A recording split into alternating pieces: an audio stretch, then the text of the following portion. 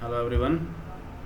CBSE 9th, CBSE 11th class, Political Science, chapter number 1, Constitution, Why and How. Students, in this chapter, we will learn about Constitution of India.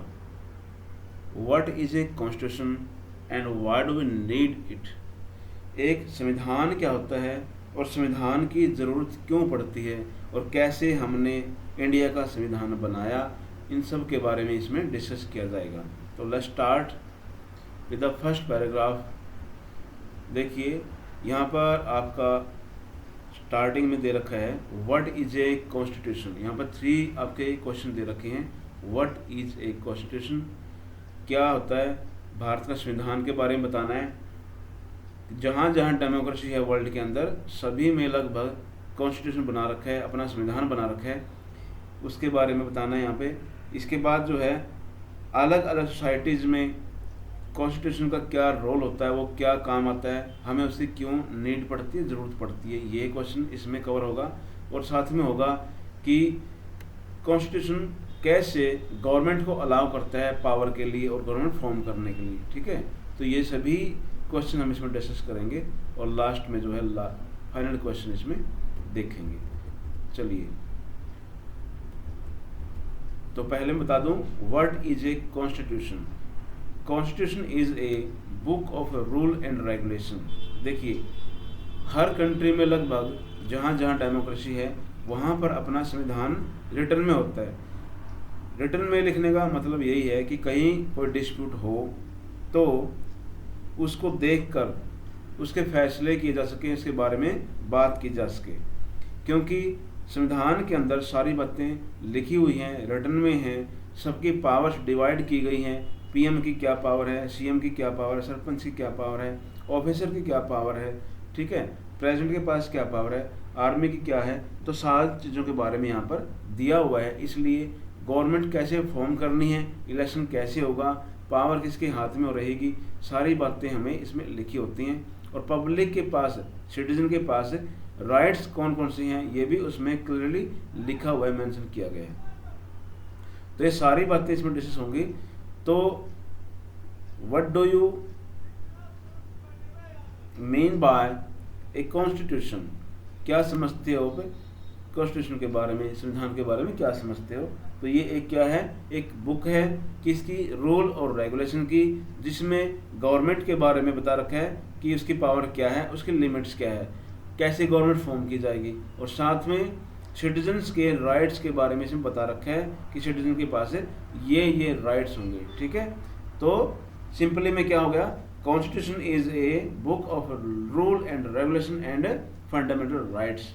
ऐसे आप लिख सकते हो एक line में, अगर 1 marks का या 2 मार्क्स का आता है तो। ठीक है, चलिए, why do we need a constitution, हमें संविधान की ज़रूरत क्यों पड़ती है, क्या काम आता है। तो इसमें कुछ पॉइंट्स दे रखे हैं, यहाँ पे हम पॉइंट्स वाइज करेंगे। तो यहाँ पर देखते हैं फर्स्ट पॉइंट क्या है, constitution allows coordination and assurance. सबसे पहले इसमें देखो, जो संविधान होता है वो क्या अलाउ करता है, वो हर एक सिटीजन को सुरक्षा प्रदान करता है, एश्योरेंस देता है। दूसरा है कोऑर्डिनेशन, क्योंकि अलग अलग कंट्री में अलग अलग कम्युनिटी वहाँ पे रहती हैं इकट्ठी। इंडिया में देख लो आप, बहुत सारे लोग यहाँ पे अलग अलग रिलीजन के हैं, मल्टी कास्ट यहाँ पे है, मल्टी लैंग्वेज यहाँ पे है, डिफरेंट एरिया के लोग रहते हैं, सभी को यूनाइट करना होता है। इसीलिए सबको इक्वल राइट दे रखे हैं ताकि डिस्प्यूट ना हो। कोई डिस्प्यूट होगा तो कोर्ट्स हमारे पास है, कोर्ट्स में पब्लिक जा सकती है, सिटीजन जा सकते हैं, डायरेक्टली मूव कर सकती हैं। तो क्या है यहाँ पर, constitution allows coordination and assurance to the people. ठीक है, ये गवर्नमेंट के बारे में भी और साथ में सिटीजन के बारे में भी यही पॉइंट शामिल होता है। क्योंकि गवर्नमेंट के अलग अलग ऑर्गन्स हैं, अलग अलग लेवल्स हैं, डिफरेंट लेवल्स ऑफ गवर्नमेंट हैं यहाँ पे। तो उन सब के बीच में भी एश्योरेंस और कोऑर्डिनेशन होना ज़रूरी है। और साथ में गवर्नमेंट और अपने जो सिटीजन हैं उनके बीच में भी कोऑर्डिनेशन एंड एश्योरेंस होना बहुत ज़रूरी है। तो फर्स्ट पॉइंट का मीनिंग यही है, दोनों के बारे में बता रखा है। इसमें आगे इसको डिटेल में दे रखा है, जैसे इंडिया के बारे में, they have different religion alliances, some are Hindu, some are Muslim, Christian, Sikh, ठीक है, अदर्स। तो ये हमारे अलग अलग यहाँ पर मल्टी रिलीजन है, इंडिया के अंदर मल्टी कास्ट है, अलग अलग लैंग्वेजेस हैं, एरिया है, वही बातें यहाँ पे डिफरेंट रिस्पेक्ट से लिख रखी हैं। ठीक है, तो मैंने आपको इजी वे में बता दिया कि ये फर्स्ट पॉइंट के बारे में बता रखा है। ठीक है, तो सेकंड पॉइंट हम यहाँ पे देखेंगे। फर्स्ट पॉइंट आगे लिख भी रखा है एक जगह, और ये यहाँ पर देखिए, ये रहा, the first function of a constitution is to provide a set of basic rule that allow for minimal coordination amongst member of a society। ठीक है, सोसाइटी के सभी मेंबर्स में कोऑर्डिनेशन के लिए कुछ बेसिक रूल है। रूल में यानी कि उनको राइट्स दे रखे हैं बराबर के। जब इक्वल राइट्स होंगे तो सभी लोग यहाँ पे कोऑर्डिनेशन करने के लिए तैयार रहेंगे। ठीक है, एश्योरेंस भी रहेंगी उनको। ओके, चलिए, तो नेक्स्ट है सेकंड पॉइंट, देखते हैं यहाँ पे क्या है, एक बार देख लेते हैं। सेकंड पॉइंट में है आपका, देखो, specification of decision making power. बड़ा इंपॉर्टेंट पॉइंट है ये भी, क्योंकि जिसके पास डिसीजन मेकिंग पावर है वो बड़ा पावरफुल हो जाता है। तो इंडिया में डिसीजन मेकिंग किसके पास है? वैसे तो डेमोक्रेसी में पब्लिक के पास, पीपल के पास होती है फाइनल पावर, लेकिन क्योंकि सभी पीपल एमएलए नहीं बन सकते, सभी एमपी नहीं बन सकते, उनमें से कुछ को इलेक्ट किया जाता है इलेक्शन के माध्यम से। तो पब्लिक के पास क्या है? राइट टू वोट है, वो अपने राइट टू वोट का यूज करेंगी। इलेक्शन में कुछ पार्टीज हैं, वो कुछ लोग हैं वो पार्टी फॉर्म करेंगे और पार्टी इलेक्शन में जो अपने कैंडिडेट खड़े करती है। इलेक्शन में जो सिटीजन है वो राइट टू वोट का यूज करके किसी भी पार्टी के कैंडिडेट को जिता सकता है, क्योंकि पार्टीज या कैंडिडेट पब्लिक से प्रॉमिस करते हैं कि हम आपको ये प्रॉमिस करते हैं कि आपको अच्छी एश्योरेंस देंगे, राइट्स देंगे, आपके वेलफेयर के लिए काम करेंगे, अच्छी पॉलिसी मेंटेन करेंगे, गवर्नमेंट के लिए जो है पब्लिक को डेवलपमेंट की तरफ ले जाएंगे आगे। ठीक है, और पीस और मेंटेन करके रखेंगे, लॉ एंड ऑर्डर मेंटेन करके रखेंगे। तो यहाँ पर जो है पब्लिक या सिटीजन किसी को भी वोट कर सकती है, इसीलिए डिसीजन मेकिंग पावर उनके हाथ में होती है। अगर जो एमएलए, एमपी, सरपंच जीत के गया, गवर्नमेंट फॉर्म की, उसने पब्लिक वेलफेयर के काम नहीं किए, तो अगली बार पब्लिक उसको हरा सकती है। ये क्या है? फाइनल पावर पब्लिक के पास आती है डेमोक्रेसी के अंदर। ये एक इसका एग्जाम्पल है।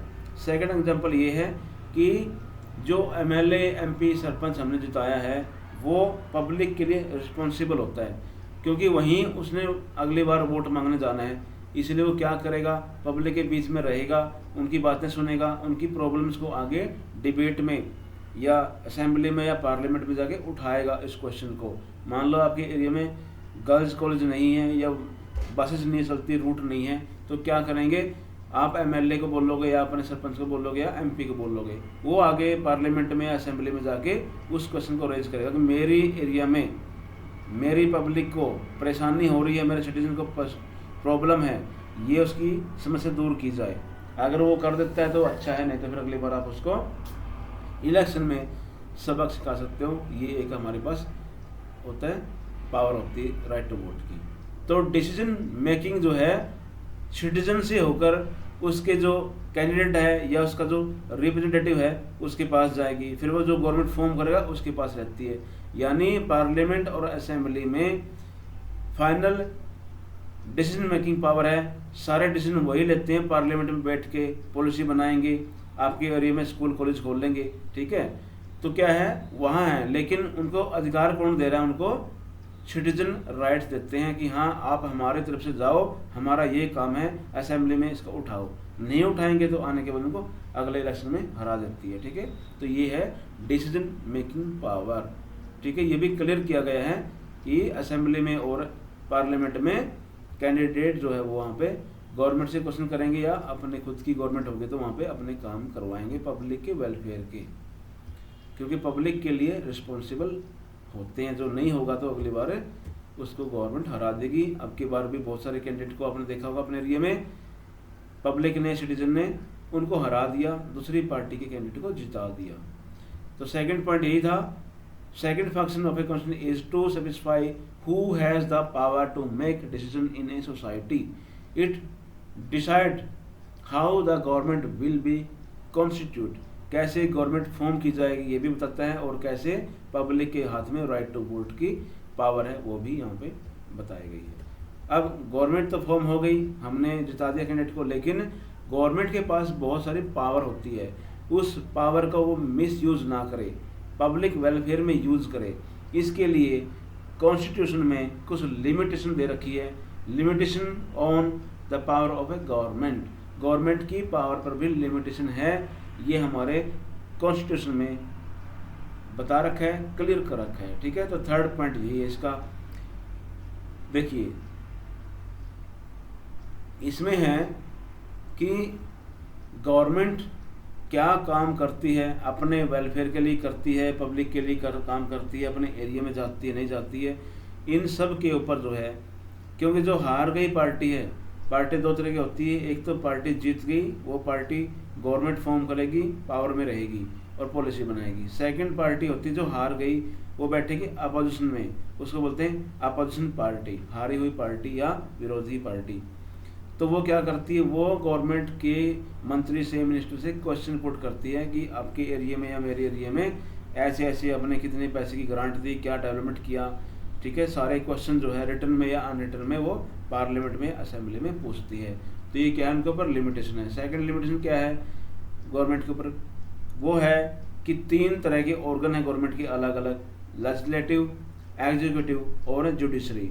अगर लेजिस्लेटिव में यानी असेंबली और पार्लियामेंट में रूल जो पास किया है, अगर वो पब्लिक वेलफेयर का नहीं है, पब्लिक परेशान है और वो इम्प्लीमेंट भी कर दिया मिनिस्टर ने, लेकिन पब्लिक खुश नहीं है उससे, तो पब्लिक डायरेक्टली कोर्ट में जा सकती है और वहाँ पूछ सकती है।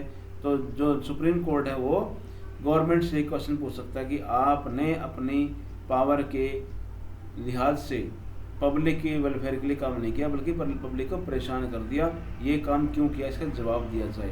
जैसे एग्जांपल दूंगा, पिछली गवर्नमेंट ने, मोदी गवर्नमेंट ने नोटबंदी की थी, बड़े बड़े जो नोट है 500 के 1000 के वो बैन कर दिए थे, लेकिन उस टाइम बहुत सी पब्लिक जो है परेशान हो गई थी और बैंक में लाइन लगी, बहुत से लोग मर भी गए थे, इसमें डेथ हो गई थी उनकी। तो बहुत से लोगों ने सुप्रीम कोर्ट में जो है रिट डाल दी थी, अप्लाई कर दिया कि ये जो है पॉलिसी ठीक नहीं है। तो क्या किया, सुप्रीम कोर्ट ने गवर्नमेंट से इसके बारे में क्वेश्चन किया था कि आप इस नोटबंदी का क्या उद्देश्य है, क्यों की गई है, पब्लिक को बताओ और हमें भी बताओ इसके बारे में। तो गवर्नमेंट ने सुप्रीम कोर्ट में जाके अपने बंदे को भेज के, अपने जो उनके रिप्रेजेंट होता है उसको भेज के लीगल एडवाइजर को वहाँ बताया, फाइल बताई पूरी कि इसलिए क्या हमने, और ये इसका फ़ायदा है, ये इसका नुकसान है। ठीक है, ऐसे तो ये कुछ लिमिटेशन है। सेकंड है, पब्लिक के पास, सिटीजन के पास फंडामेंटल राइट्स होते हैं। अगर फंडामेंटल राइट्स को इग्नोर करेगी गवर्नमेंट तो डायरेक्टली सिटीजन सुप्रीम कोर्ट में जा सकती है, ये पॉइंट है इसके ऊपर। इसीलिए गवर्नमेंट जो है फंडामेंटल राइट से बचती है कि उनका इग्नोर ना हो, इनका वायलेशन ना हो। ठीक है, तो क्या है इसके ऊपर लिमिटेशन है, गवर्नमेंट के पावर के ऊपर भी लिमिटेशन लगा रखी है, क्योंकि फाइनल पावर डेमोक्रेसी में सिटीजन के पास होती है, पीपल्स के पास होती है। ठीक है, तो थर्ड पॉइंट आपका ये है ऐसे। और फोर्थ देखते हैं अभी नेक्स्ट पॉइंट में क्या है, ये देखिए, ये थर्ड था। यहाँ पे थर्ड फंक्शन क्या है, constitution is to set some limit on what a government can impose on its citizen. Government क्या पॉलिसी बनाएगी, क्या इम्पोज करेगी पब्लिक के ऊपर, उसके ऊपर भी लिमिट है। लिमिट कैसी है, फंडामेंटल राइट्स की है, सेंस की है, और इसके तहत जो है गवर्नमेंट इनको वायलेंस नहीं करती, परेशान पब्लिक को नहीं कर सकती, क्योंकि पब्लिक डायरेक्टली मूव कर दी कोर्ट्स में। ठीक है, ओके, तो ये था अपना थर्ड पॉइंट। फोर्थ में देख लो, ये रहा fourth point, aspiration and goal of a society. Aspiration होती है पब्लिक की उम्मीदें, उनकी इच्छाएं, उनके मन में क्या है, मन की बात जानना। ठीक है, और है गोल ऑफ द सोसाइटी, क्या गोल होता है सोसाइटी के लिए, यानी कि पब्लिक के वेलफेयर के लिए, सोसाइटी की वेलफेयर के लिए ही गवर्नमेंट का गोल होता है, और पब्लिक की इच्छा पूरा करना ही गवर्नमेंट का काम होता है। लेकिन वो पूरा नहीं कर पाती कई मामले में, और कई मामले में कर देती है। तो ये पब्लिक की अवेयरनेस पर डिपेंड करता है। अगर सिटीजन अवेयर हैं, पढ़े लिखे हैं, क्वेश्चन पुट करते हैं एमएलए एमपी सरपंच से, तो उनकी हिम्मत नहीं होती कि वो कुछ गलत काम कर सके, ठीक है ना। तो आप कुछ भी काम करवा सकते हो। आपके एरिया में पार्क, जिम, लाइब्रेरी जो भी आपने करवाना है, आप अपने सरपंच से, एमएलए से, या आपके जो मेयर है वहाँ के, या जो आपका म्यूनसिपल कॉरपोरेशन में आता है, तो उसके एरिया में जाके अपने वार्ड के मेंबर से पूछ सकते हो और एस्टिमेट बना के दे सकते हो कि लाइट्स जो है पार्क में, जिम में, या कुछ भी लाइब्रेरी वगैरह ओपन करवाने के लिए आप कर सकते हो अपनी पावर का यूज। ओके, चलिए, तो ये है क्या इसमें सोसाइटी के लिए क्या रिस्पॉन्सिबल है अपने जो गवर्नमेंट, उसके बारे में है। तो कॉन्स्टिट्यूशन में यहाँ पे बता रखा है कि पब्लिक के हाथ में पावर होगी लास्ट में, क्योंकि पब्लिक द्वारा चूज किए गए हैं एमएलए एमपी सरपंच। तो सोसाइटी के वेलफेयर का काम करना, पब्लिक वेलफेयर का काम करना ही लास्ट गोल होना चाहिए गवर्नमेंट का। यहाँ पर इसकी ये फीलिंग है इस पॉइंट की, ठीक है। देखते हैं इसके अंदर, देखो, the Indian constitution was particularly innovative in this respect. Societies with deep and entrenched inequality of various kind, society में बहुत सारी इनइक्वालिटीज होती है, असमानताएं होती है। तो गवर्नमेंट का गोल क्या है कि सबको इक्वली ट्रीट करे, पहली बात। दूसरी क्या है कि कोई ज़्यादा अमीर ना हो, कोई बहुत ज़्यादा गरीब भी ना हो, इसका ध्यान रखे। इसलिए पब्लिक के लिए पॉलिसी बना रखी है कि जो बीपीएल राशन कार्ड वाले होते हैं उनको फ्री में राशन वगैरह ये प्रोवाइड कराती है गवर्नमेंट। कुछ को जो है बुजुर्ग हैं या कोई जो विडोज वगैरह हैं उनके लिए अलग से पॉलिसी है, गवर्नमेंट उनको हर महीने जो है कुछ पेमेंट करती है, ठीक है। तो ऐसा कुछ सिस्टम बना रखा है कि मिनिमम वेजेस ये होना चाहिए, काम के घंटे इतने होने चाहिए, ये सब कुछ गवर्नमेंट ने पॉलिसी बना के पब्लिक वेलफेयर में काम कर रखे हैं, ठीक है। तो ऑलरेडी इंडिया में ये सब पॉलिसीज लागू है, ठीक है। तो यहाँ पर जो है कास्ट के बेस पे, रिलीजन के बेस पे, कलर के बेस पे किस तरह का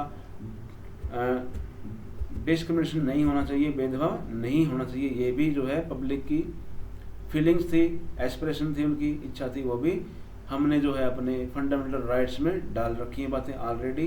तो अब जो है इंडिया में इस तरह की कोई भी भेदभाव नहीं होता, गवर्नमेंट के लिए सभी बराबर माने जाते हैं, ये होता है। चलिए, ये फोर्थ पॉइंट आपका, और ये देखो यहाँ पे दे रखा है, लिखने के लिए ये पॉइंट अच्छे रहते हैं। The fourth function of the constitution is to enable the government to fulfil the aspiration of a society and create condition for a just society. यानी कि जो सोसाइटी है उसमें कैसा कंडीशन होना चाहिए, ऐसी हो जो न्याय वाली हो, जस्टेबल हो, ठीक है ना, सबको न्याय मिले, कोई भेदभाव ना हो, उस तरह की यहाँ पे सोसाइटी की डिमांड होती है, वो पूरी होनी चाहिए। ओके, चलिए नेक्स्ट पॉइंट क्या है यहाँ पे, fundamental identity of A people. देखो यहाँ पे क्या है, जो सिटीजन हैं उनको एक आइडेंटिटी दे रखी है गवर्नमेंट ने कि ये भारतीय नागरिक है, इसके पास फंडामेंटल राइट्स अवेलेबल है, इसको राइट टू फ्रीडम है, राइट टू इक्वालिटी है, राइट टू एजुकेशन है, ठीक है, रिलीजियस राइट उसके पास है, कल्चरल राइट उसके पास है। तो क्या है उसके पास है कि फंडामेंटल आइडेंटिटी है कि ये इंडियन सिटीजन है और इसके पास ये सारे राइट्स इसको दिए गए हैं, ये है पहली बात। तो दूसरी बात ये है कि जो पब्लिक है या जो अपना सिटीजन है उसके पास पॉलिटिकल राइट्स भी होते हैं, राइट टू वोट का यूज़ कर सकता है वो, ठीक है, गवर्नमेंट से क्वेश्चन पुट कर सकता है। अगर वो ज़्यादा अवेयर है तो हर जगह जो है वो आती है आरटीआई का फॉर्म आता है, आरटीआई लगा करके कोर्ट वगैरह में गवर्नमेंट के ऊपर कुछ भी क्वेश्चन पुट कर सकता है कि मेरी गली में जो पार्क या लाइब्रेरी नहीं बननी थी वो क्यों नहीं बनी, वगैरह वगैरह। ये अवेयरनेस की ही निशानी है, अवेयरनेस के एविडेंस है।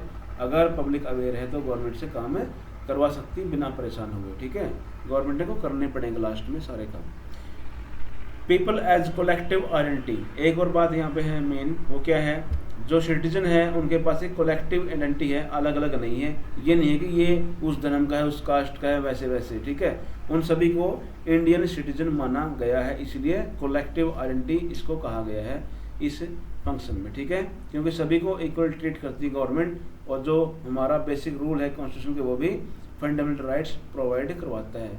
तो मेनली यहाँ पे क्या है, फंडामेंटल राइट्स की बात है, गवर्नमेंट और सिटीजन के रिलेशन की बात है, सभी पॉइंट्स में एक ही बात है सामने आई है, ध्यान रखना इस बात का। ओके, चलिए देखिए इस पॉइंट में है यहाँ पर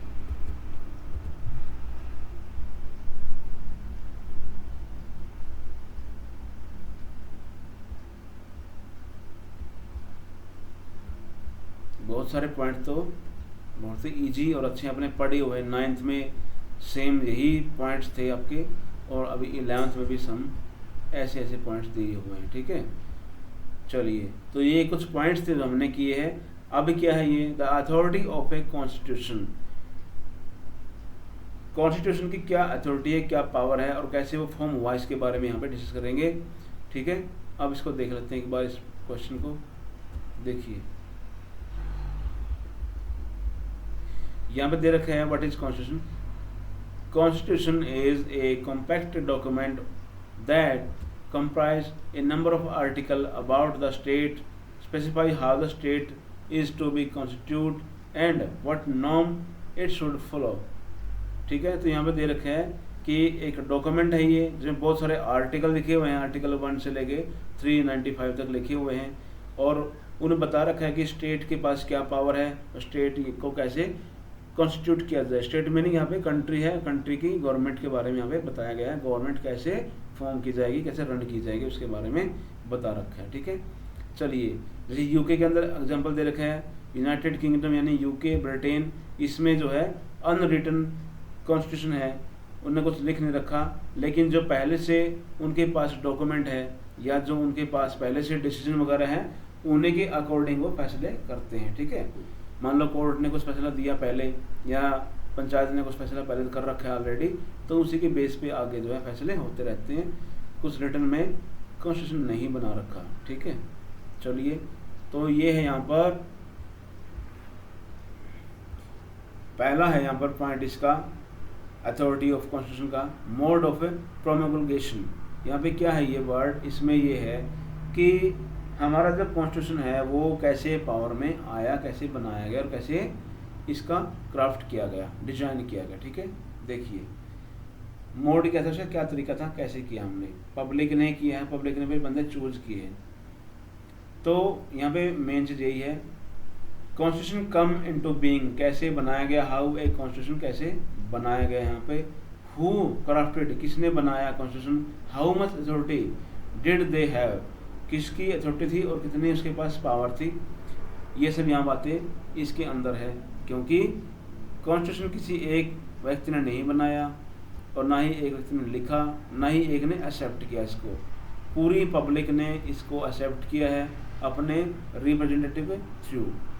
क्योंकि इसकी पहली लाइन क्या है कॉन्स्टिट्यूशन की, we the people of India, preamble में लिखा हुआ है, स्टार्टिंग लाइन है ये, we the people of India, हम भारत के लोग भारत को बनाएंगे एक धर्मनिरपेक्ष सोशलिस्ट एक रिपब्लिक बनाकर, इस डेट को, जो डेट आएगी आगे, उस डेट को हम इसको अनेक्ट करते हैं, अडॉप्ट करते हैं, इस पर साइन करते हैं, ऐसा लिखा हुआ है। ठीक है, चलिए तो आगे आएंगे ये बातें सारी इसमें ही है पॉइंट में। तो क्या इसमें, India's constitution was formally created by a constituent assembly between December 1946 to November 1949। देखिए इतना टाइम लगा हमारे कॉन्स्टिट्यूशन को फॉर्मेशन करने में, ठीक है, बनाने में। किसने बनाया, क्रेडिट बाय कॉन्स्टिट्यूएंट असेंबली। ये क्या होती है, ये पब्लिक के द्वारा इलेक्ट किए गए कुछ मेंबर हैं जो यहाँ पर असेंबली में बैठेंगे और वही डिबेट डिसीजन करेंगे, वही बनाएंगे। उसमें अलग अलग वहाँ पे मेंबर के लिए कमेटी बना रखी थी, ड्राफ्ट कमेटी अलग थी, फ्लैग कमेटी अलग थी, ठीक है, इस तरह से नेशनल एंथम की कमेटी अलग थी। तो सभी अलग अलग कमेटीज थी इसके अंदर, कॉन्स्टिट्यूएंट असेंबली के अंदर पब्लिक के द्वारा चूज किए बंदे थे ये। चलिए इसके बारे में देखेंगे। लगभग 3 साल में बना था हमारा कॉन्स्टिट्यूशन। और यहाँ पर जो है मेन पॉइंट हम देख लेते हैं, बस देखिए ये रहा।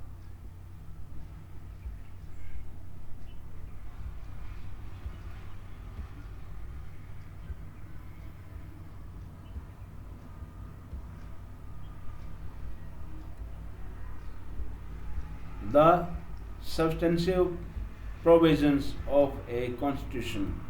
कॉन्स्टिट्यूशन के प्रोविजंस कौन कौन से हैं, कौन कौन से आर्टिकल हैं इसमें, कौन कौन से धाराएं हैं, क्या बातें कही गई वो इसमें बताया गया है। इसके बारे में भी आगे पॉइंट्स दिए हुए हैं सारे के सारे, इसको डिस्कस कर लेते हैं एक बार, ठीक है। तो यहाँ पर क्या है खास बातें हमने ऊपर डिस्कस की, फंडामेंटल राइट्स थे वगैरह वगैरह, ठीक है। सारी बातें जो है इसमें वही सेम है। मैंने इसको पॉइंट्स में नोट्स में डाल रखा है, एक मेरी वीडियो और है उसमें सारे नोट्स मैंने प्रोवाइड कर रखे हैं, ठीक है। तो यहाँ पर हम ज़्यादा टाइम नहीं लगाएंगे, ये केवल है इसका एक थीम देख लेते हैं, क्या थीम है इसकी बस, ठीक है। ओके, तो यहाँ पर देखो, constitution preserves the freedom and equality of all its society member, जैसा ऑल इट्स सिटीजन, सभी नागरिकों को फ्रीडम और इक्वालिटी प्रोवाइड करवाता है कॉन्स्टिट्यूशन, ये सी खास बात है, ठीक है। तो ये जो है यहाँ पर अगले का है, यहाँ पे बैलेंस्ड इंस्टीट्यूशनल डिजाइन, ऐसा बना रखा है कि पूरा बैलेंस बना रहे सोसाइटी में भी, और जो ऑर्गन्स ऑफ द गवर्नमेंट है उनके अंदर भी, और लेवल ऑफ द गवर्नमेंट है उनके अंदर भी बैलेंस बना रहे, इस तरह से डिजाइन कर रखा है। आपने देखा होगा अलग अलग ऑर्गन्स हैं, सबकी इक्वल पावर है, अलग अलग, हमने 10th में पढ़ भी रखा है इसको, हॉरिजॉन्टली और अपने पढ़ा था वर्टिकली पावर शेड के तरीके हमने पढ़े थे, डिस्कस किए थे, वही है सेम कि ऑर्गन्स को बराबर की पावर दे रखी है, लेकिन जो लेवल्स ऑफ गवर्नमेंट है उनको पावर अलग अलग है। सेंट्रल गवर्नमेंट की ज़्यादा पावर है, स्टेट की कम है, और जो अपनी पंचायत है लोकल गवर्नमेंट उसकी और भी कम है, ठीक है। तो 3 ऑर्गन्स यहाँ पे दे रखे, ये रहे, हम ऑलरेडी डिस्कस कर चुके हैं। लेजिस्लेचर जहाँ पर MLA MP बैठेंगे, असेंबली और पार्लियामेंट जो रूल बनाएंगे, लेजिस्लेट करेंगे, ठीक है। कानून बनाना या विधान बनाना बोलते हैं इसको, विधायिका, ठीक है। ये है एग्जीक्यूटिव, यानी कि जो हमारे मिनिस्टर्स हैं या ऑफिसर्स हैं वो होते हैं एग्जीक्यूटिव, वो इसको इम्प्लीमेंट करेंगे, जो बनाए हुए रूल हैं उनको इम्प्लीमेंट करेंगे, एग्जीक्यूट करेंगे। और थर्ड क्या है, जुडिशरी है। जुडिशरी क्या करती है, चेक करती है कि जो इम्प्लीमेंट हुई पॉलिसी वो ठीक भी है नहीं है पब्लिक के लिए, और पब्लिक अगर कोई परेशान है तो वो डायरेक्टली कोर्ट में जाएगी, फिर कोर्ट या जुडिशरी क्वेश्चन पूछेगी गवर्नमेंट से, एग्जीक्यूटिव से और लेजिस्लेटिव से, ठीक है। चलो, तो इनकी पावर इक्वल होती है, कोई कम ज़्यादा नहीं होती इनकी। और यहाँ पर जो है इंडिपेंडेंट इलेक्शन कमीशन भी है जो इलेक्शन करवाएगा, तभी तो वहाँ पे जो है क्या होगा, पब्लिक का जो वोट है उसी तरीके से जाएगा अगर वो इंडिपेंडेंट कमीशन है तो ये है हमारे 3 organs and 3 level of governments, जिनके बारे हम 10th में पढ़ चुके हैं। और यहाँ पर जो है खास बात वो क्या है, वो है कैसे बना हमारा इंडियन कॉन्स्टिट्यूशन। में डेट आएगी, कुछ जगह आएगी, कुछ लीडर्स के नाम आएंगे, कुछ पार्टी के नाम आएंगे, वो इम्पोर्टेंट है क्योंकि वही 2 मार्क्स में, 1 मार्क्स में और ज़्यादा क्वेश्चन जो है बड़े 4 के 5 के उनमें आते हैं, ठीक है। How was the Indian constitution made, कैसे बनाया गया, इसको बनाने के लिए थी एक कॉन्स्टिट्यूएंट असेंबली, ये है कॉन्स्टिट्यूएंट असेंबली। कैसे बनाई गई वो, which had be elected for undivided India, undivided India में ही पहले बना ली गई थी, यानी कि 1946 में बनाई थी कॉन्स्टिट्यूएंट असेंबली। लेकिन जैसे ही भारत इंडिपेंडेंट हुआ, इंडिया और पाकिस्तान में डिवाइड हो गया, पाकिस्तान ने अपने अलग से असेंबली बनाई और जो कुछ मेंबर थे यहाँ पे उनको भी ले गया, यानी हमारे जो मेंबर थे कॉन्स्टिट्यूएंट असेंबली के कुछ मेंबर पाकिस्तान चले गए थे, ठीक है। चलिए, तो यहाँ पे देख लेते हैं असेंबली और उसके लीडर्स के बारे में, डेट्स क्या क्या है वो देख लेते हैं। चलिए स्टार्ट करते हैं, यही इम्पोर्टेंट है। 9 दिसंबर 1946 को फर्स्ट मीटिंग हुई थी कॉन्स्टिट्यूएंट असेंबली की, ठीक है। फर्स्ट मीटिंग वाज हेल्ड, देखिए, it held it's first setting, या मीटिंग दिल्ली में मीटिंग हुई थी इसकी, और फर्स्ट मीटिंग हमारी 9 दिसंबर को हुई थी। ये डेट जो याद रखने वाली है यहाँ पर आपकी, ठीक है। चलिए, क्वेश्चन आता है फर्स्ट 1 मार्क्स का, यहाँ से आ जाता है कई बार। फर्स्ट मीटिंग कब हुई, रीअसेंबल कब की गई, क्योंकि जब इंडिया इंडिपेंडेंट हो गया, डिवाइड हो गया, तो उसके बाद जो है रीअसेंबल की गई, इसको दोबारा से बनाया गया। कुछ मेंबर जो है पाकिस्तान चले गए थे, तो 14 अगस्त को दोबारा असेंबल हुई। Its member were chosen by indirectly. अब ये क्वेश्चन मेन है कि कॉन्स्टिट्यूएंट असेंबली के मेंबर चूज कैसे किए गए, इलेक्ट कैसे किए गए। देखो, चोजन बाय इनडायरेक्ट इलेक्शन, ध्यान रखना है, डायरेक्ट इलेक्शन के थ्रू नहीं हुए, इनडायरेक्ट इलेक्शन हुआ था। इनडायरेक्ट इलेक्शन के थ्रू चूज हुए थे by the members of provincial legislative assembly. जो हमारे पहले से एमएलए थे, पब्लिक ने एमएलए चूज किए थे, उन एमएलए ने चूज किया था किसको? मेंबर ऑफ कॉन्स्टिट्यूएंट असेंबलीज को। तो इसको बोलते हैं इनडायरेक्टली, यानी पब्लिक ने डायरेक्ट चूज नहीं किए, पब्लिक ने अपने एमएलए चूज कर रखे थे, उन एमएलए ने कॉन्स्टिट्यूएंट असेंबली के मेंबर्स को चूज किया, इलेक्ट किया था। ठीक है, इसको बोलते हैं इनडायरेक्ट इलेक्शन। ध्यान रखना है, 4 मार्क्स में पहले क्वेश्चन आ चुका है ये वाला, कॉन्स्टिट्यूएंट असेंबली क्या थी और कैसे इसका इलेक्शन हुआ था। ध्यान रखियो, इस बात को यहीं तक आएगा। और जो असेंबली बनाई गई ना, प्रोविंशियल क्या होता है? प्रोविंशियल होता है स्टेट, जो हमारी हरियाणा, पंजाब, दिल्ली, यूपी, बिहार स्टेट हैं, एमपी वगैरह, वो पहले थी। यूपी थी, उत्तर प्रदेश, मध्य प्रदेश था, एमपी, ठीक है, बम्बई था, उधर कलकत्ता, बंगाल था, उधर जो है आपका साउथ में था तमिलनाडु या चेन्नई, ठीक है, तो अलग मद्रास कहते हैं उसको उस टाइम पे। तो ये सारे हमारे प्रोविजन थे, इनको स्टेट कहा जाता है आजकल। तो इनके अंदर एमएलए थे, असेंबली थी, उनका इलेक्शन हुआ था 1935 के गवर्नमेंट ऑफ इंडिया एक्ट के अंडर में हुआ था। ठीक है, इस एक्ट में बता रखा था, ये एक्ट ब्रिटेन का था, उन्होंने बना था, 37 में इलेक्शन हुआ फिर। ठीक है, तो ये है यहाँ पर मेन बात। The constituent assembly was composed रफली along the line suggest by the plan proposed by the committee of British cabinet known as the cabinet mission. देखिए, एक ब्रिटेन के कुछ मेंबर यहाँ पे आए थे कैबिनेट के, उन्होंने गवर्नमेंट इंडियन लीडर से कहा था कि आप लोग अपना कॉन्स्टिट्यूएंट असेंबली बनाओ, अपना संविधान बना लो, फिर हम आपको इंडिपेंडेंट कर देंगे, आज़ाद कर देंगे, क्योंकि हमारी डिमांड थी अंग्रेजों भारत छोड़ो, हमें आज़ाद करो। तो गवर्नमेंट ऑफ ब्रिटेन ने कहा कि हाँ ठीक है, तुम्हें आज़ाद करेंगे, लेकिन पहले अपना कानून बना लो, अपना संविधान बना लो। वो बोले हम बना लेंगे, बोले नहीं पहले बना लो फिर आज़ाद करेंगे।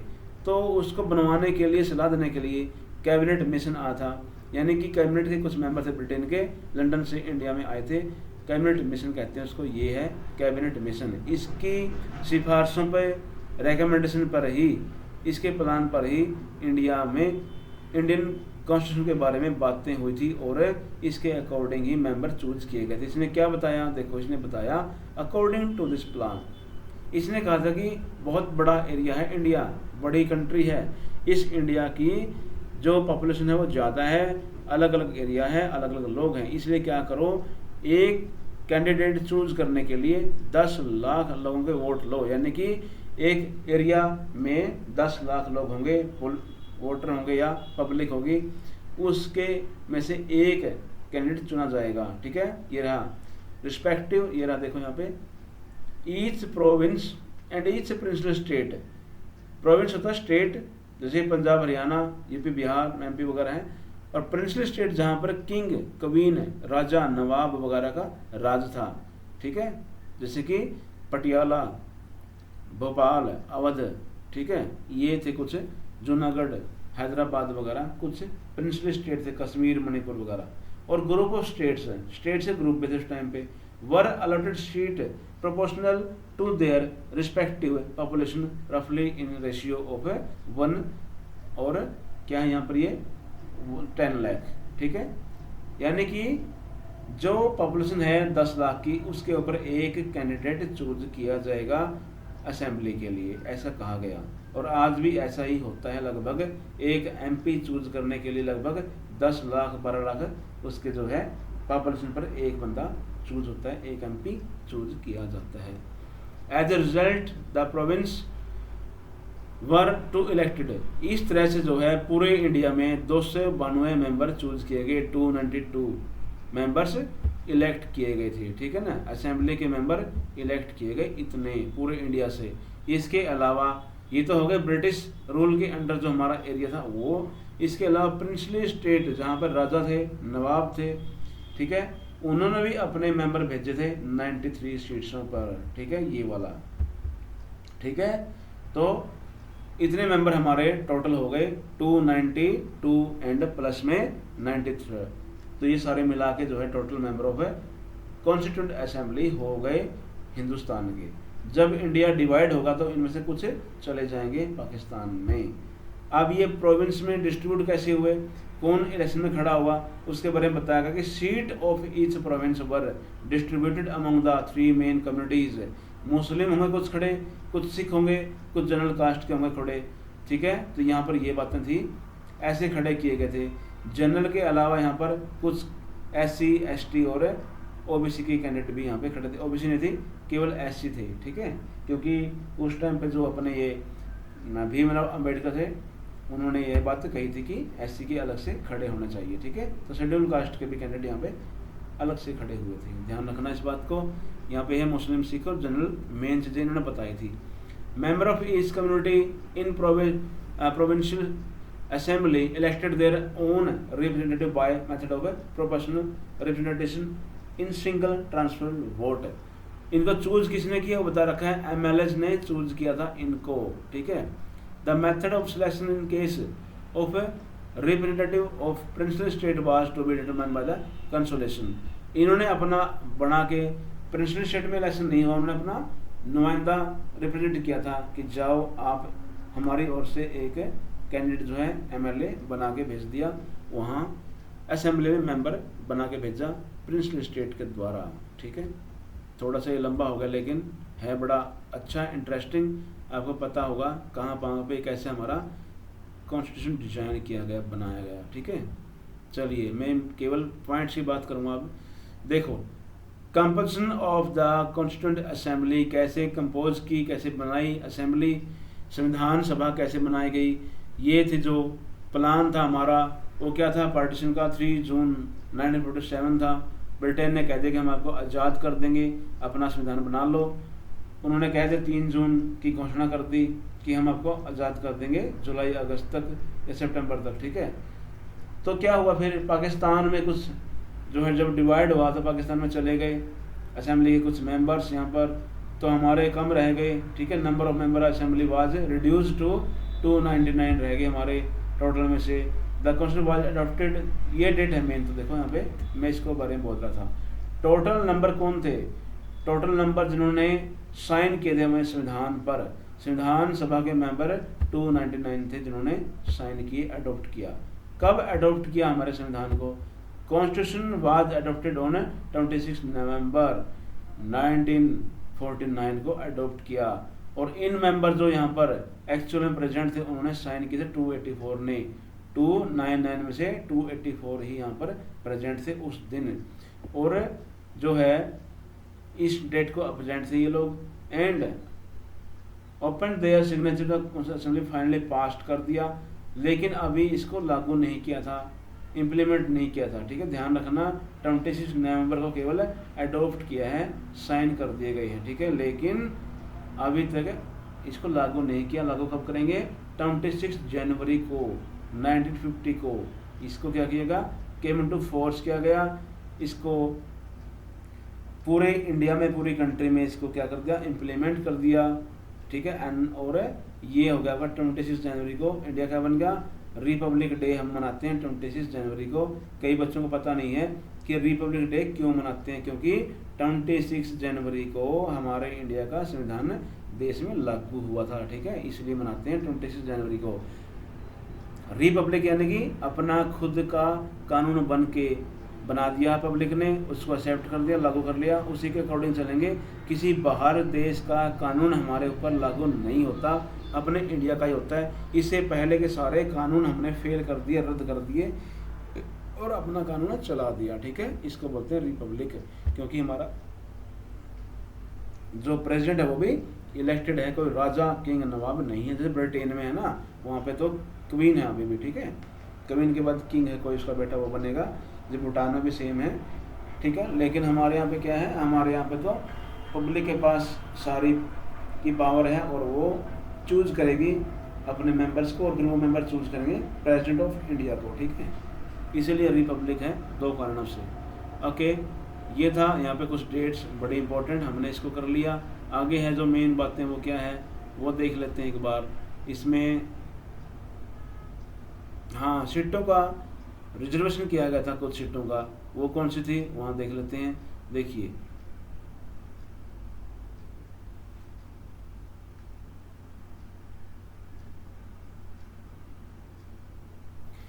members of our religion were given representation under the scheme of described above. In addition, the assembly had 28 members from the scheduled caste. जो मैंने बात बताई थी, असेंबली में यानी संविधान बनाने वाले समिति में, सभा में कुछ मेंबर जो है 28 लगभग शेड्यूल कास्ट के थे, ये रहे यहाँ पे, ठीक है, क्योंकि इनके लिए अलग से रिजर्वेशन दी गई थी और रिजर्वेशन केवल 10 ईयर्स के लिए दी गई थी स्टार्टिंग में, कि ये जो शेड्यूल कास्ट के लोग हैं ये जनरल कास्ट के बराबर हो जाए लगभग, क्योंकि पहले इनको राइट्स नहीं मिले थे, अब राइट्स मिल गए तो ये लोग अपना डेवलपमेंट कर लेंगे, गवर्नमेंट में आएंगे तो, ठीक है। लेकिन इनके जो है कई ऐसा होता है, लीडर्स जो है कुछ करना नहीं चाहते, पॉलिटिकल पार्टीज ऐसी होती हैं वो पब्लिक के लिए कुछ नहीं करती, तो ऐसे ही शेड्यूल कास्ट में भी ऐसा ही हुआ है, उनके लीडर्स ने पब्लिक के लिए कुछ ज़्यादा नहीं कर पाए वो लोग, और जो है आज भी बहुत से जो शेड्यूल कास्ट है वो अभी भी पिछड़ी हुई है कई एरिया के अंदर, ठीक है, क्योंकि लीडर्स ने कुछ नहीं किया। जो शेड्यूल कास्ट के लीडर बनाए गए थे उन्होंने भी कुछ नहीं किया, ज़्यादा कुछ नहीं कर पाए। Okay, in term of the political parties Congress dominant, यानी कि उस टाइम में पार्टीज कौन सी है, ध्यान रखना, पार्टी कांग्रेस थी main. Congress dominate the assembly occupied many 82% of the seat, यानी कि टोटल असेंबली के जो मेंबर थे संविधान सभा के, उसमें से 82% तो कांग्रेस के थे। कांग्रेस पार्टी बहुत बड़ी पार्टी थी, ठीक है। Congress itself was a distinct party, उसमें बहुत सारे लोग थे, अलग अलग कास्ट के, अलग धर्म के, सभी लोग कांग्रेस में शामिल थे, गांव के, शहर के, ठीक है। चलिए, फिर भी ऐसा किया गया था कि अलग अलग धर्म के और अलग अलग कास्ट के लोग को रिजर्वेशन दी गई थी। आगे है प्रिंसिपल ऑफ डेलिब्रेशन, जो प्रिंसिपल है या फिलोसफी ऑफ कॉन्स्टिट्यूशन है हमारे संविधान की, क्या खास बातें हैं वो, उसको बोलते हैं फिलोसफी, ठीक है। तो फिलोसफी में कुछ बातें आएंगी यहाँ पे खास, वो है सोशल जस्टिस है, सोशलिज्म है, रिपब्लिक है, डेमोक्रेटिक है, ठीक है, फ्रेटर्निटी है, ये सब बातें हैं, सेकुलरिज्म है, ये सब हमारे फिलोसफी है, इक्वलिटी वगैरह देना, तो ये हम डिस्कस करेंगे यहाँ पे। अभी देखिए यहाँ पे खास बात क्या है। ओके, एक बार इसको आप थीम को पढ़ लो अच्छे से तो सारी स्टोरी समझ में आ जाएगी। मेन चीज़ यही है कि हमें क्या इसमें है खास बात, ठीक है। चलिए, प्रोसीजर क्या था इसका, हमारे कॉन्स्टिट्यूशन को बनाने का प्रोसीजर क्या है। देखिए यहाँ पर एक पिक्चर दे रखी है, ये है प्रेसिडेंट ऑफ कॉन्स्टिट्यूएंट असेंबली। कौन थे प्रेसिडेंट उस टाइम पे? डॉक्टर राजेंद्र प्रसाद थे, ये वाले हैं टोपी वाले, डॉक्टर राजेंद्र प्रसाद था president of the constituent assembly, संविधान सभा के अध्यक्ष थे ये। जब संविधान सभा भंग हो गई, क्योंकि संविधान तो लागू हो गया 26 जनवरी 1950 को, तो उसी टाइम इनको इंडिया का प्रेसिडेंट भी चूज कर लिया गया। तो फर्स्ट इंडियन प्रेसिडेंट थे ये, भारत के राष्ट्रपति बने ये डॉक्टर राजेंद्र प्रसाद, और ये थे डॉक्टर भीमराव अंबेडकर, ये चेयरमैन थे ड्राफ्टिंग कमेटी के। संविधान कैसे बनाना है एक कमेटी बनाई गई, उसमें मेंबर थे अलग अलग 7, तो एक उनका चेयरमैन था, चेयरमैन थे भीम आर अम्बेडकर। इन्होंने संविधान सभा का ड्राफ्ट तैयार करने में हेल्प की थी, क्योंकि मेंबर थे 7 और, तो अलग अलग कंट्रीज से जो हमने अडोप्टेड किया था, कहीं से कुछ ले लिया, कहीं से कुछ ले लिया, आगे इसके बारे में बात करेंगे, ठीक है। चलिए, तो यहाँ पर प्रोसीजर दिखा रहे हैं, क्या प्रोसीजर है यहाँ पर। यहाँ पे मेन चीज़ है असेंबली चीज़ कॉन्स्टिट्यूएंट, उसके अलग अलग 8 कमेटियाँ थी, ठीक है। अगर क्वेश्चन आता है हाउ मेनी कमेटीज, तो कमेटीज बतानी है यहाँ पर। There was 8 different committees in constituent assembly, ठीक है। 8 कमेटी थी अलग अलग डिफरेंट सब्जेक्ट की, जैसे कि जिसमें कईयों का अध्यक्ष था नेहरू, कईयों का राजेंद्र प्रसाद, कईयों का अंबेडकर, कई का पटेल, अलग अलग कमेटी के अलग अलग अध्यक्ष थे। कोई फ्लैग कमेटी थी झंडा बनाने के लिए, कोई ड्राफ्ट करने के लिए, कोई उसको प्रोविजन करने के लिए, ठीक है, अलग अलग, कोई पढ़ने के लिए। तो ये सारी बातें यहाँ पे ऑलरेडी डिस्कस करके ही कमेटी बनाई और उनके अध्यक्ष बनाए गए थे, ठीक है।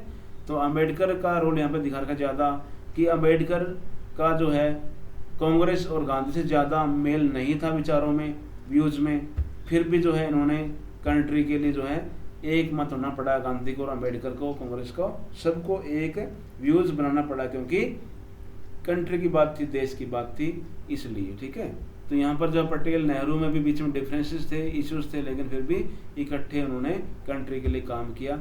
यहाँ पे क्या है, दे ऑल वर्क टुगेदर, क्योंकि इकट्ठा काम करना उस टाइम की ज़रूरत थी, नीड थी। चलिए, तो ये खास बातें हैं इस कॉन्स्टिट्यूशन की। हमने मेन देखने हैं हमसे क्या, किस कंट्री से कौन से प्रोविजंस अडॉप्ट किए थे वो देखने हैं।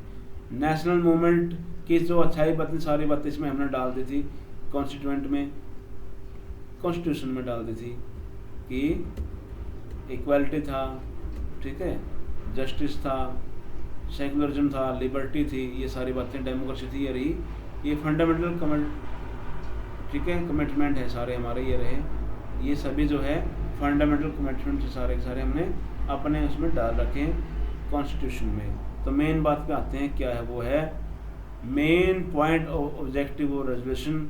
इंडिया क्या बनेगा, इंडिया इज एन इंडिपेंडेंट है, सोवर्जन है, रिपब्लिक है। सोवर्जन क्या होता है, अपनी खुद की पावर होना, रिपब्लिक अपना खुद का संविधान होना, अपनी आज़ादी, अपनी पावर, अपना संविधान, तीनों बातें इंडिया में हैं अभी। इंडिया शैल बी यूनियन, यानी क्या बनेगा, ये बता रखी बातें जब इंडिया में रेजोल्यूशन पास किया था कि इंडिया एक यूनियन होगा अलग अलग टेरिटरीज का। तो हमने इंडिया को यूनाइट किया, बहुत सारे स्टेट थी, बहुत सारे अलग अलग राजा थे, महाराजा थे, किंग थे, क्वीन थी, नवाब थे, उन सबको हटाकर स्टेट बनाई गई, ठीक है, ये बनाया गया। टेरिटरीज थी जो यूनियन की अलग अलग, उन सबको भी ध्यान में रखा गया, और ठीक है उनका कैसे उनकी पावर यूज करनी है और किस तरह से उनमें पावर देनी है स्टेट के अंदर, उनमें अलग अलग देगी। जैसे चंडीगढ़ है, दिल्ली, उनको क्या बना दिया, यूटी बना दिया, अंडमान को यूटी बना दिया, यूनियन टेरिटरी बना दिया, ठीक है। All power and authority of sovereign independent India, its constitution shall flow from the people.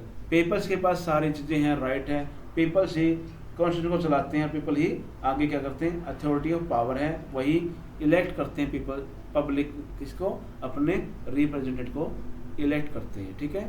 People of India shall be guaranteed secure, जो इंडियन पीपल है, सिटीजन है, उनको गारंटी दी गई है, सिक्योरिटी दी गई है, किस चीज़ की, सोशल की, इकोनॉमिक्स की, पॉलिटिकल जस्टिस की, कि आपके पास न्याय होगा पॉलिटिकली भी, इकोनॉमिक सोसाइटी में भी, इक्वलिटी हो गई, अपॉर्चुनिटी होगी, ठीक है, और कानून के आगे सारे इक्वल होंगे, फंडामेंटल फ्रीडम होगी, स्पीच होगी, ठीक है, बिलीव इन फेथ वर्शिप होगा। तो सब बातें यहाँ पे दे रखी है और अपने कॉन्स्टिट्यूशन में डाल रखी है। बैकवर्ड क्लासेस को, ट्राइबल पीपल को, माइनॉरिटीज़ को अलग से रिजर्वेशन दे रखी है, सेफ गार्ड कर रखा है का भी, ठीक है, तब तक ये बराबर नहीं हो पाते, ऐसे चलता रहेगा ये रिजर्वेशन, लेकिन अब पॉलिटिकल इश्यू बन चुका है ये, ठीक है। चलिए, ये कुछ खास बातें थी यहाँ पे, मेन पॉइंट। आगे है इंस्टीट्यूशनल अरेंजमेंट, क्या होती है यहाँ पे, वो है कि बैलेंस होगा सभी गवर्नमेंट के इंस्टीट्यूशन में। ये पहले हम डिस्कस कर चुके हैं, जैसे कि 3 टाइप्स ऑफ यहाँ पर अपने ऑर्गन्स है, एग्जीक्यूटिव, लेजिस्लेटिव एंड जुडिशरी। इनके बीच में कोऑर्डिनेशन, इनके बीच में ट्रस्ट, इनके बीच में बैलेंस ऑफ पावर मेंटेन करना ही हमारे संविधान का काम है, ठीक है। चलिए, यहाँ पर है आपका प्रोविजंस हमने जो अडॉप्ट किए, ये मीटिंग है वहाँ की, अलग अलग अम्बेडकर के चेयरपर्सन में असेंबली की मीटिंग हो रही है, और ये है प्रोविजंस। मेन इंपॉर्टेंट क्वेश्चन है जो 6 मार्क्स का आता है, 5 मार्क्स का आता है। Provisions adopted from constitution of different countries, अलग अलग कंट्री के संविधान से हमने क्या क्या आर्टिकल्स, धाराएं, क्या खास बात पॉइंट्स वहाँ से अडॉप्ट किए हैं, ठीक है। कॉपी पेस्ट कर लिया मान लो, ठीक है। क्या क्या किया देखो, ब्रिटेन से क्या लिया, ब्रिटिश कॉन्स्टिट्यूशन में हमने लिया है फर्स्ट पास द पोस्ट, जो इलेक्शन सिस्टम ऑफ इंडिया है वहाँ से लिया है कि कौन, एक वोट की वैल्यू 1 होगी, जो पहले ज़्यादा जिसको वोट मिल जाएंगे वो जीत जाएगा। इसका मीनिंग क्या है, फर्स्ट पास्ट, यानी पहले जिसको ज़्यादा वोट मिलेंगे वही जीत जाता है। इलेक्शन में क्या होता है, 4 बंदे खड़े हैं, जिसको अधिक वोट मिले वो जीत जाएगा, डिक्लेयर हो जाएगा, ठीक है। फर्स्ट पॉइंट लिया। सेकंड पॉइंट लिया पार्लियामेंट्री फॉर्म ऑफ गवर्नमेंट, ये हमने वहाँ से लिया, ठीक है। थर्ड क्या है, idea of rule of law, कानून का राज होगा भाई, यहाँ पे किसी राजा का नहीं होगा, ये भी हमने ब्रिटेन से लिया। इंस्टीट्यूशन ऑफ स्पीकर, स्पीकर के रोल के बारे में, पार्लियामेंट में एक है, लोकसभा में स्पीकर होता है, असेंबली में स्पीकर होता है, वो भी हमने यहाँ से लिया। लॉ मेकिंग प्रोसीजर भी हमने वहीं से लिया है। ये आयरिश है, आयरलैंड का संविधान वहाँ से लिया है। DPSP, directive principle of state policy. France से क्या लिया, फ्रांस से लिया हमने प्रिंसिपल लिबर्टी इक्वलिटी, ठीक है, भाईचारा, बनता, एक समानता और आज़ादी हमने वहाँ से ली। यूएसए से लिया हमने फंडामेंटल राइट्स और जुडिशरी सिस्टम वहाँ से लिया सारा। और कनाडा से क्या लिया, वहाँ से लिया फेडरल सिस्टम की अलग अलग गवर्नमेंट के 3 अलग अलग फेडरल सिस्टम है, सेंट्रल गवर्नमेंट, स्टेट गवर्नमेंट, ठीक है। और जो बची हुई पावर है रेजिडुशियल पावर वो भी कनाडा से ली है। इसके अलावा रशिया से ड्यूटीज ली हमने, फंडामेंटल ड्यूटीज, साउथ अफ्रीका से लिया है कुछ, ठीक है। अलग अलग कंट्रीज से हमने बहुत सारे पॉइंट अडोप्ट करके अपना संविधान बना दिया। कुछ हमारे खुद के पॉइंट्स थे। आज के लिए इतने काफ़ी है। ये है इसका मेन कंक्लूजन कि हमने अपना कैसे बनाया। ओके, ये एनसीईआरटी क्वेश्चंस है जो मैंने अपने नोट्स में डिस्कशन कर रखा है, यहाँ पर इसकी ज़रूरत नहीं है। एक क्वेश्चन दिखाता हूँ करके, कैसे देखो।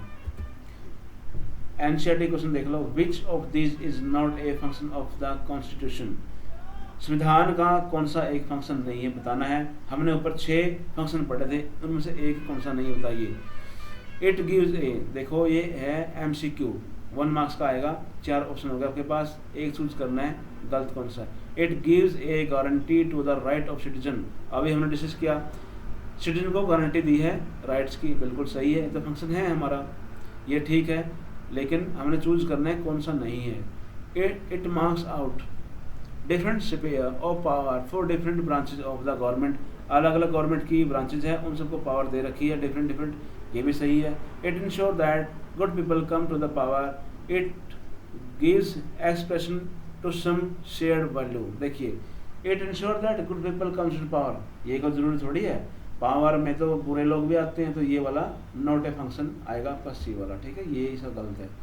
Good people come to power, ऐसा नहीं है कि अच्छे लोग ही पावर में आएंगे या गवर्नमेंट फॉर्म करेंगे। कई बार क्या होता है, करप्शन वाले भी, गुंडे भी, जेल वाले भी, सभी लोग इलेक्शन लड़ लेते हैं और गवर्नमेंट में पावर में आ जाते हैं, तो ये गलत है, सी वाला not a function. Okay, that's all, thank you very much, all the best.